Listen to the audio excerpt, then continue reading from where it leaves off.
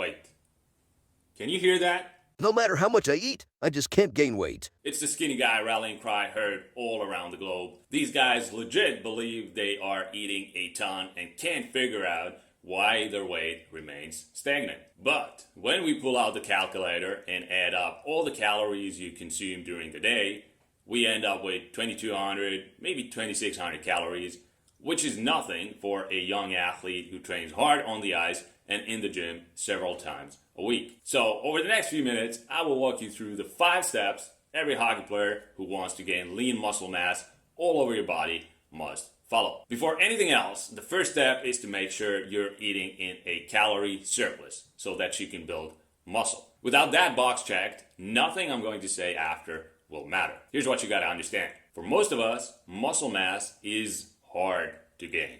Your body simply fights your efforts to get bigger. If that wasn't the case, we would see dudes who look like He-Man all around us. But we don't. The only way you're going to build serious muscle is by eating more food than your body burns, aka calorie surplus. Muscle doesn't fall on your body out of thin air like that. At its core, it takes 4 things: time, stress, which is lifting weights, progressive overload, meaning lifting more weight over time, and lots of food. Food is the building block your body needs for muscle. Just like you can't build a house without wood or concrete or bricks, you won't build muscle without lots of food. I hope I made that clear. I don't like to labor the point, but guys fail to get bigger because they refuse to face the truth. Let's be honest, men are friggin' lazy. They don't want to learn about basic nutrition, how many calories are in 100 grams of chicken breast or uncooked rice. Instead, they will ask which protein powder or mass gainer I recommend for growth. Any guy who thinks that way will never succeed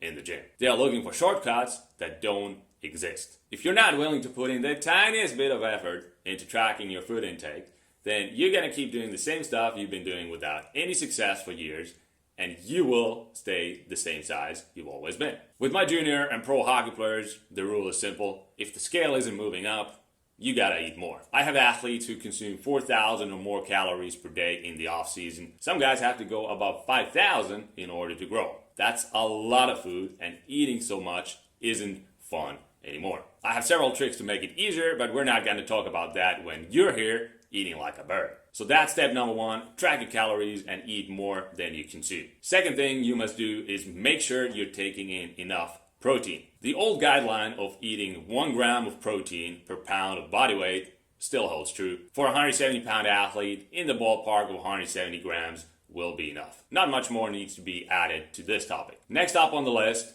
carbs. This subject is a bit trickier because your carb intake depends on your body composition and how well you handle carbs. If you tend to be on the chubbier side and you get fat easily, then you have to limit starchy carbs such as rice, pasta, potatoes. I'm not saying don't eat any of that, but you have to be strategic with the timing and amount of starches you cram down. Otherwise, you will gain too much body fat. Ask me how I know. Even though your weight is going up, it's not the kind of weight that will improve your performance on the ice or make you look more attractive shirtless. Remember, the goal is to get muscular while staying fairly lean and in shape to play hockey. Not turn into an unathletic ball of blubber where you look bigger in a t-shirt, but once that thing comes off, everyone can see your bulging gut and man boobs, aka the typical fat powerlifter look. If you're a young, lean dude to begin with, just 15, 20 pounds undersized, then you're in the perfect spot because you can eat pretty much whatever you want. Pancakes, peanut butter sandwich, some pizza once in a while. You can enjoy that stuff without having to worry too much about getting fat. Most of us aren't so lucky. I certainly wasn't as a skinny teenager. And once you get older,